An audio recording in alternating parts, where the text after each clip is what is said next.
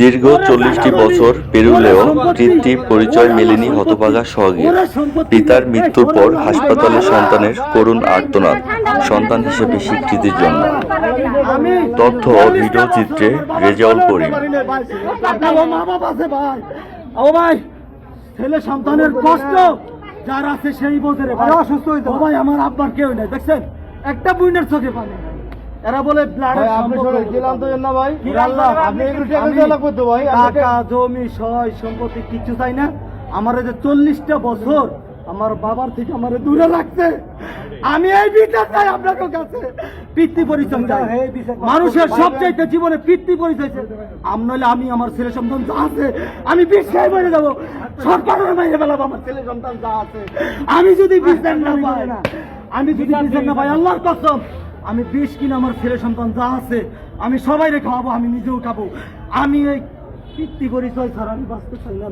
আমি তো দিন আমার বাপ ছিল, আমার কাছে যাইতো আসতো, ওরা আমার আল্লাহ ভাই আপনি হাসপাতালে ভর্তি করতো, ওনার পিছনে ফাইটে গেছে দেখেন, প্রস্রাব করছে, এগুলো চেঞ্জ করে নাই, এগুলো মানুষের কাজ।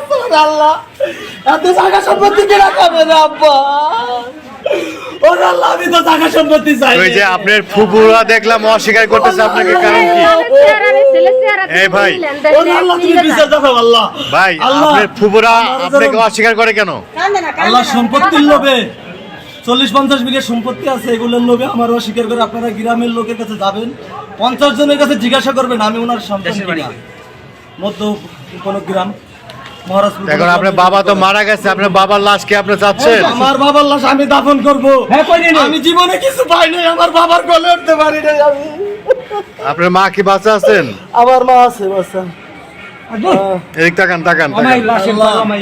আল্লাহ রে, ওরা বিনা চিকিৎসা মাইরে ফেলেছে, ডাক্তাররা ভর্তি করছে। ডাক্তাররা বলছে আমাদের কাছে টাকা নাই, উনি ভিক্ষা করে খায়। এই মানুষ বলে ভিক্ষা করে খায়, 10 জনের কাছে জিগানি লাগাই যায়।